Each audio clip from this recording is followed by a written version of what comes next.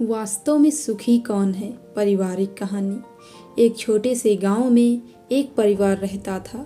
उस परिवार में माँ पिता, दो बेटे और एक बेटी थी। परिवार की आर्थिक स्थिति अच्छी नहीं थी, लेकिन उनमें प्यार और समझदारी भरपूर थी। पिताजी मजदूरी करते थे, माँ घर का काम करती थी और बच्चे पढ़ाई में ध्यान देते थे। उनका जीवन सरल और खुशहाल था। लेकिन जैसे जैसे समय बीतता गया, बच्चों को अधिक सुख सुविधाओं की आवश्यकता महसूस होने लगी। छोटे बेटे ने जब स्कूल में अपने सहपाठियों के मोबाइल फ़ोन, महंगे कपड़े और अन्य वस्त्र देखे तो उसे भी यही सब चाहिए था। बड़े बेटे को भी आधुनिक जीवन शैली की ओर आकर्षण हुआ। उसने सोच लिया कि अगर वह भी अपने मित्रों जैसा बनेगा तो जीवन में खुश रहेगा। एक दिन बड़े बेटे ने पिता से कहा, पापा, मुझे भी अच्छा मोबाइल चाहिए ताकि मैं अपने दोस्तों के साथ संपर्क में रह सकूं और सामाजिक जीवन को बेहतर बना सकूं।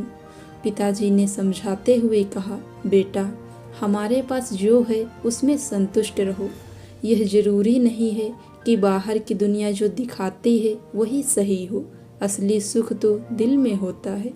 लेकिन बेटे ने उनकी बातों पर ध्यान नहीं दिया और सोचा कि केवल बाहरी चीज़ों से ही खुश रह सकता है। धीरे धीरे उसने अपने माता पिता से और अधिक चीज़ों की मांग करना शुरू कर दिया। अब वह एक कार, अच्छा घर और महंगे कपड़े भी चाहता था। माँ पिता ने उसे बहुत समझाया कि खुश रहने के लिए पैसों और भौतिक वस्तुओं की ज़रूरत नहीं होती, लेकिन वह नहीं समझा। एक दिन बड़े बेटे ने अपना घर छोड़ दिया और शहर में एक बड़ी नौकरी की तलाश में निकल पड़ा।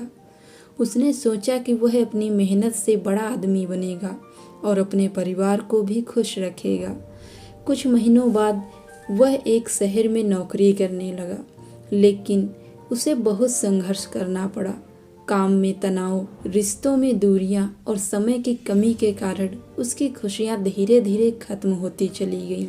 इसी दौरान छोटे बेटे ने भी अपनी पढ़ाई पूरी कर ली और एक कंपनी में काम करने लगा। वह भी आधुनिक सुविधाओं की तलाश में था, लेकिन उसकी स्थिति पहले जैसी ही थी। एक दिन उसने अपने पिताजी से पूछा, पापा, हम दोनों भाई अब अच्छा कमा रहे हैं, फिर भी क्यों हम में खुशियाँ नहीं हैं? पिताजी मुस्कुराते हुए बोले, बेटा, असली सुख तो संतोष और परिवार प्रेम में है। अगर हम अपनी इच्छाओं को नियंत्रित करें और अपने परिवार के साथ समय बिताएं तो यही सुख है। पिताजी की बातों का असर छोटे बेटे पर पड़ा।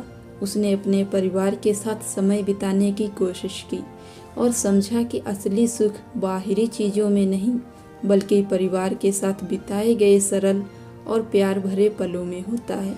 कई सालों बाद बड़ा बेटा भी एक दिन घर लौटा। वह अब समझ चुका था कि दुनिया में खुश रहने के लिए बहुमूल्य वस्त्र या बड़ी संपत्ति नहीं, बल्कि अपने परिवार का साथ और प्यार महत्वपूर्ण है। उसने अपने माता पिता से माफ़ी मांगी और ठान लिया कि अब वह अपना जीवन सही दिशा में जिएगा। इस कहानी से यह शिक्षा मिलती है कि असली सुख बाहरी चीज़ों में नहीं होता, बल्कि परिवार और संतोष में है। जो लोग अपने जीवन में संतुलन और प्यार बनाए रखते हैं, वही वास्तव में सुखी होते हैं। दोस्तों, आपको कैसी लगी ये स्टोरी कमेंट करके ज़रूर बताएं, और अगर आपको कहानी पसंद आई हो तो अपने दोस्तों के साथ ज़रूर शेयर करें। धन्यवाद।